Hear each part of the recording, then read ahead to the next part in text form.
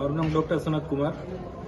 હું અહીંયા રાજકોટની બધી હોસ્પિટલોના ગ્રુપ સાથે આવ્યો છું કલેક્ટરશ્રીને રજૂઆત કરવા માટે, કારણ કે છેલ્લા અંદાજે 3 મહિનાથી અમે વારંવાર મંત્રીશ્રીઓ, કમિશનરશ્રી તથા બધા જ અધિકારીઓને અમારી રજૂઆત કરેલી છે રિગાર્ડિંગ પેમેન્ટ આઉટસ્ટેન્ડિંગ. પણ એમ કહીએ કે અંદાજે 150 કરોડથી પણ વધારે પેમેન્ટ છેલ્લા 1.5 વર્ષથી બાકી છે.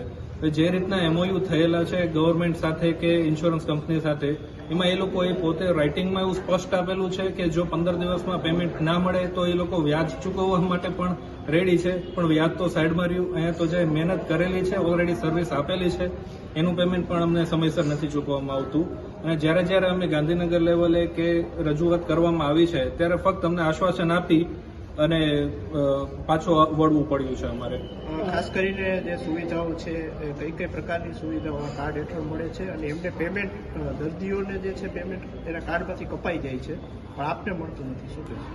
PMJE યોજના હેઠળ દર્દીઓને જે 5 લાખ 10 લાખની જે સુવિધા આપવામાં આવી છે, આમાં બધા જ ક્રિટિકલ કેરના જેમ કે કાર્ડિયાક છે, ડાયાલિસિસ છે અને બીજા અન્ય રોગોનો, કેન્સરના રોગોનો પણ સમાવેશ કરવામાં આવેલો છે. જ્યારે પેશન્ટનું રજીસ્ટ્રેશન થાય ત્યારે પેશન્ટને એક મેસેજ આવે કે તમારું એટલા રૂપિયાનું બુકિંગ થયું છે. પેશન્ટને બી ખબર પડે કે એના કાર્ડમાંથી એટલું અમાઉન્ટ છે બુક થયેલું છે અને જેનો મેસેજ હોસ્પિટલને પણ આવી જતો હોય છે. પરંતુ જ્યારે આ 6-8 મહિના પછી જ્યારે અમે એની અપડેટ લઈએ ત્યારે એ પેમેન્ટ અમને સમયસર મળતું નથી અને મળે છે તો કોઈને કોઈ કારણોસર એમાંથી કપાત કરી લેવામાં આવે છે.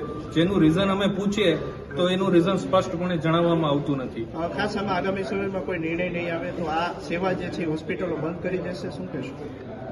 આ જે યોજના છે એ ગરીબો માટે બહુ જ સારી યોજના છે. આપણા જે પ્રધાનમંત્રીશ્રીએ જે લોન્ચ કરેલી હતી, અમે ઇન્ટેન્શનલી કોઈ બી એવું નથી ઈચ્છતા કે આ યોજના બંધ થાય, પરંતુ ફક્ત એટલું જ કહેવાનું કે જ્યારે હોસ્પિટલને પોતાને પણ સર્વાઈવ કરવા માટે એક ભંડોળની જરૂર પડે છે.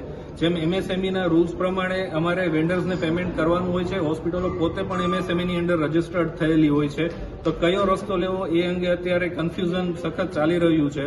જો નહીં આવે તો પેમેન્ટ ન આવે તો અમને જે ઓથોરિટી છે એ જ ગાઈડ કરી શકે છે કે અમારે આગળ શું કરવું.